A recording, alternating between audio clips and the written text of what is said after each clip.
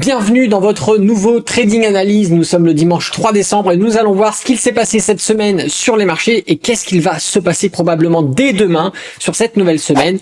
Voir s'il faut être acheteur, vendeur. C'est parti.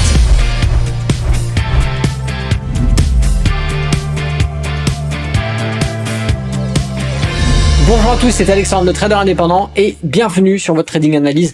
N'oubliez pas de mettre un petit pouce si vous n'êtes pas abonné à la chaîne YouTube, eh bien abonnez-vous, activez la cloche et laissez un petit commentaire sympa pour me faire savoir un petit peu ce que vous faites actuellement sur les marchés, que ce soit en termes d'investissement ou en termes de trading. Allez, c'est parti. Cette fois-ci, on va commencer directement avec le CAC 40 et le CAC 40 qui poursuit sa très belle remontée puisque de plus bas plus haut, c'est déjà 8%, presque 9%, on est à 8,5, 8,60 en seulement 39 jours, ce qui est exceptionnel. C'est très bien, et ceux qui ont fait des achats sur le niveau de support que l'on avait ici à peu près sur les 6800, je vais arriver à vous le mettre, voilà, 6800 sur ces tracés-là, vous saviez que l'achat d'un support c'est sympa, et ici vous avez pris 8%. Voilà, c'est ce qu'on disait sur les anciens trading analyses, quand on arrive sur des supports, c'est des zones intéressantes pour commencer à acheter, se positionner, placer un petit peu de capital. Et je sais que vous êtes nombreux à avoir acheté des ETF sur les niveaux de support. Félicitations en tout cas, c'est parfait. Alors ici, concrètement, un petit peu identique au trading analyse précédent, on a ici tous nos indicateurs qui sont bien présents. Haussier, on a le RSI ici qui est supporté par une belle droite de tendance. Tout est à la hausse, ici il n'y a pas clairement de choses qui peuvent nous faire basculer d'un revirement baissier, si ce n'est peut-être le fondamental qui pourrait venir jouer des surprises. Mais regardez ce qu'il s'est passé, on avait une droite de tendance ici sur ces niveaux qui aurait pu poser problème, sur lesquels on a tenté des sorties par le passé, mais on a eu des réintégrations à chaque fois. Là, effectivement, regardez ce qu'il s'est passé, c'est propre, c'est beau, c'est bien visible, je vais vous zoomer. On a fait une belle sortie, pullback, retour aussi. Voilà, tout simplement. Alors maintenant, à voir, effectivement, parce que l'approche de probablement la zone de surachat pourrait nous faire un peu monter puis rebaisser les prix, et ce qui pourrait correspondre, sans trop de danger, tout simplement au dernier plus haut qu'on a pu avoir sur les niveaux. On a ici, on a également le dernier plus haut ici, Bon, et ça, c'est des zones, effectivement, qui sont des zones de résistance. Quand les prix vont s'en approcher, les probabilités sur un rebond baissier, ici, un travail, sont quand même plus élevées. Et donc, vous comprenez bien que valait mieux être acheteur sur les supports, sur le pullback, que ici ce sera un niveau où on n'achète pas, Ça, c'est pas un niveau où on achète. C'est ça que je veux vous faire comprendre. Donc ici, le CAC 40, clairement, le train est parti. Ça a décollé. En termes de trading, je pense que sur cette semaine, en intraday, on va quand même peut-être avoir des séances beaucoup plus axées sur la hausse que sur la baisse. Encore une fois, maintenant, ça va dépendre des contextes, des éléments qui peuvent s'ajouter. Encore une fois, on n'est pas devin, on ne sait pas si demain une news va tomber et va venir miner un petit peu le moral des investisseurs. Mais ici, clairement, en termes de données, ce que l'on a actuellement, aujourd'hui, on devrait avoir un marché haussier sur la semaine. Voilà. Donc ici, les trades seront très certainement orientés à l'achat. Les swing traders, bien évidemment, ceux qui étaient rentrés sont rentrés déjà bien avant sur le mouvement ou sur la sortie du nuage ici beaucoup. Et pour les investisseurs long terme, rachat du pullback était une zone intéressante. Maintenant qu'on arrive sur les niveaux de résistance, prudence, encore une fois, si vous souhaitez optimiser, on évite d'acheter des résistances. Et ce que l'on a sur le CAC 40, on va l'avoir à l'identique carrément sur le DAX, sauf que le DAX, encore une fois, est un peu plus accentué puisque le dernier plus haut du DAX se situe ici. Et là, donc par rapport au DAX, on est beaucoup plus proche de notre niveau de résistance que le CAC 40. Regarde, le CAC 40, le dernier plus haut, c'est vraiment ici. On a encore toute cette distance, d'accord? On va avoir exactement, je vais vous dire en termes de points, on a, avant d'y arriver, on a encore 237 points avant d'aller chercher notre niveau de résistance, alors que sur le DAX, regardez, on va faire le petit niveau, on a presque 100 points. Donc le DAX, encore une fois, un peu plus d'avance, et d'ailleurs plus bas plus haut, c'est un magnifique 12% que ont pris les traders, tous ceux qui ont acheté des ETF sur les niveaux de support, le plat SSB ici, le niveau technique. Là vous le savez que c'était un niveau d'achat très intéressant. Encore une fois, félicitations aux étudiants qui n'ont pas écouté, encore une fois, les médias ou les trous du cul du net qui disent qu'il fallait absolument faire du mass selling, du vendre tout parce que ça va craquer marqué, etc. Encore une fois, on est là pour analyser ce qui se passe et on interagit en fonction des événements et en fonction des éléments qu'on va avoir sur les graphiques. Effectivement, on a eu des moments qui étaient un petit peu tendus, on avait des indicateurs qui commençaient à se retourner, mais on n'a à aucun moment eu des validations. On n'a pas cassé notre gros niveau de support. Celui-là, justement, on ne l'a pas cassé et c'était celui-là qui était assez déterminant. Et pour moi, tant qu'on ne cassait pas ce support, je vous l'avais dit dans les derniers trading analyses, bon, pour moi, les probabilités étaient quand même plus sur un rebond du support que sur une cassure, puisque c'est comme ça, quand on approche un support, on a plus de probabilités de rebondir dessus. Donc ici, les achats à effectuer, très intéressant. Alors c'était pas faire du all-in, hein, c'est pas parce que vous avez 10 000 de côté qu'il fallait mettre 10 000 sur ce support. Encore une fois, je vous dis, il faut faire des achats intelligents au cas où ce support est passé et acheter ensuite d'autres supports intermédiaires, ok, d'accord. Mais ça n'a pas été le cas. Ici, on a bien rebondi directement sur ce premier support. Donc l'achat ici nous a fait prendre 12%. Très bien, maintenant on arrive sur un niveau de résistance. Ce n'est clairement pas le moment d'acheter. Si vous achetez aujourd'hui le marché, dans le cadre d'un investissement long terme, vous achetez une résistance. Donc vous prenez le risque, c'est-à-dire celui-là. Ok. Ici, d'autant plus, regardez, on est rentré en zone de surachat. Alors attention, c'est pas parce qu'on est en zone de surachat que ça va se retourner. Encore une fois, ça peut avoir au contraire des continuités de mouvement, une poussée qui va bien péter à la hausse et on va casser notre niveau de résistance. Donc là, on pourrait rentrer si on cassait la résistance, mais on se sécuriserait sur un pullback et on viendrait chercher le pullback puisqu'on viendrait acheter du coup plus la résistance mais le support, parce que faire un pullback sur une résistance qu'on a cassée, c'est qu'on en fait un support, et donc acheter un support, c'est quelque chose de pertinent. Donc ici, pour moi, le marché peut-être ralentir sur le DAX, mais étant donné que le CAC 40 a encore de la marge, je pense que ça peut pousser le DAX à casser son niveau de résistance et donc à avoir sur la semaine des mouvements haussiers.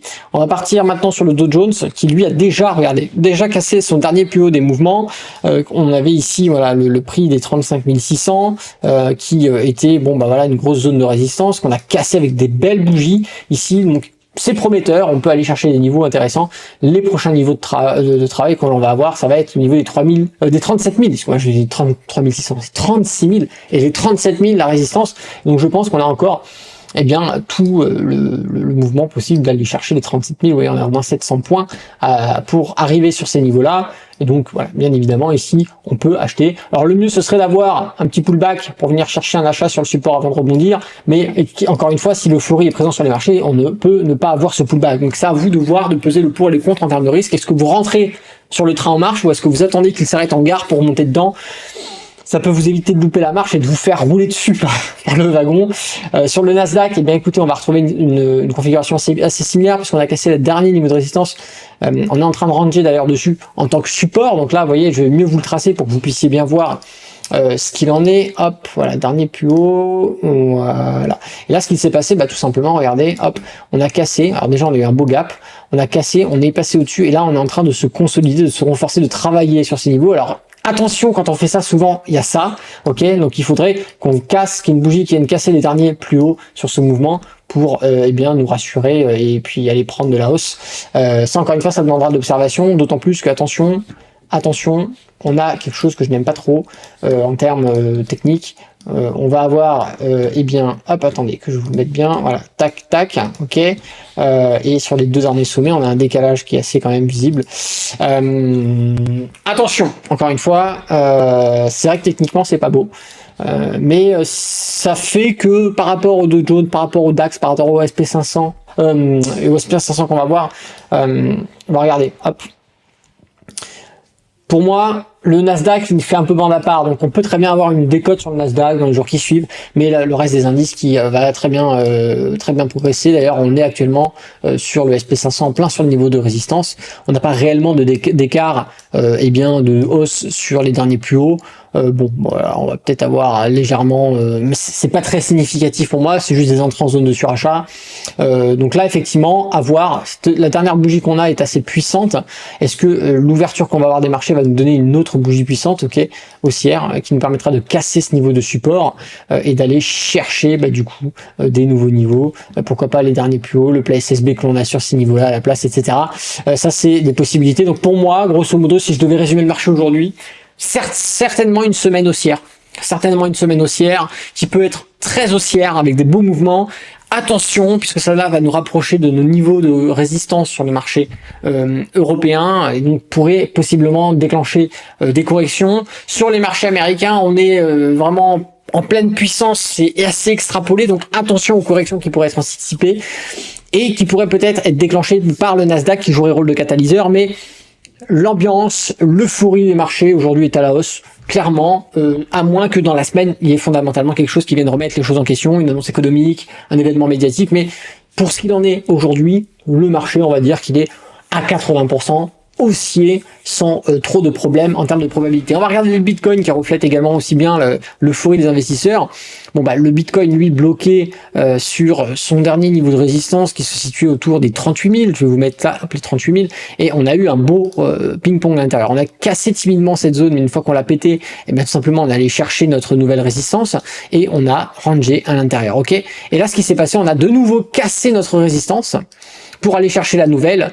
Donné par le prix, excusez-moi, hop, donné par le prix, ici, la résistance des 40 000. Et donc, on a effectivement ici, probablement l'ancienne résistance qui deviendra support et probablement un range effectué là-dedans si on n'arrive pas à casser les 40 000. De par le prix, c'est encore une fois chiffre rond, c'est très puissant. C'est plus puissant que les 38 000, c'est plus puissant que les 37 000, les 36 000, etc. C'est ici, je pense, on peut créer un range, d'autant plus qu'il faut faire attention. Voilà. Moi, ce que je n'aime pas trop techniquement sur le Bitcoin aujourd'hui, c'est cette baisse de puissance du RSI, alors qu'ici, on a une hausse des prix. On a une décorrélation entre le mouvement du Bitcoin et la puissance du RSI. Donc ça, attention. Alors encore une fois, c'est annonciateur, ça ne veut pas dire qu'il faut vendre tout. Encore une fois, si voilà, on a des niveaux, si effectivement le RSI passe en zone de progression baissière, on peut effectivement avoir une correction, aller chercher le plat SSB, aller rechercher 35 000 ou aller revenir faire un pullback sur notre zone, ancienne zone de résistance qui nous a bloqué quand même ici pendant plusieurs mois, sur les 30 000. C'est possible, ok. Ça encore une fois, c'est des scénarios. Il ne faut pas oublier que ça peut se passer. Je sais que les cryptomanias vont encore gueuler. Ah non, tu crois pas au Bitcoin. C'est pas que je crois pas au Bitcoin, c'est juste que moi je regarde ce qui se passe et j'établis les probabilités et les différents scénarios possibles. Maintenant que ça plaise ou ne plaise pas à certains, ça je m'en fous. Je suis pas là pour faire plaisir aux gens. Je suis là pour gagner de l'argent. Donc le reste, je m'en branle. Donc ce qu'il faut comprendre ici, c'est les éléments techniques qu'on a sur le Bitcoin ici aujourd'hui ne sont pas très bon, même si on a une euphorie, on a une décorrélation de ce qui se passe sur le prix par rapport aux indicateurs techniques, et ce déséquilibre, s'il se valide, peut enclencher une correction qui peut effectivement amener le Bitcoin à baisser, mais en tout cas, effectivement, on a bien cassé nos résistances, et là, on fait route vers le prochain niveau de résistance des 40 000 $ sur le Bitcoin. Maintenant, à voir comment ça va se passer. Allons-nous franchir ce niveau de résistance, ou alors ranger entre les 40 000 et les 38 000, ça, bien évidemment, c'est les prochaines séances de cotation qui nous diront. Si vous avez aimé cette vidéo, n'oubliez pas de mettre un petit pouce. Si vous n'êtes pas abonné à la chaîne YouTube, bien abonnez-vous, activez la cloche et surtout laissez un petit commentaire sympa sous cette vidéo pour me faire savoir un petit peu ce que vous faites sur les marchés et puis partagez un petit peu également à l'ensemble de la communauté, pourquoi pas les positions en cours, si vous êtes sur un bon coup, sur une action, sur une crypto, etc. Faites-le savoir, partagez un petit peu, c'est toujours intéressant de connaître un petit peu les actifs sur lesquels vous êtes en position en ce moment. C'était Alexandre de Trader Indépendant, moi je vous dis à bientôt dans une prochaine vidéo et d'ici là, très bien sur le marché financier, ciao.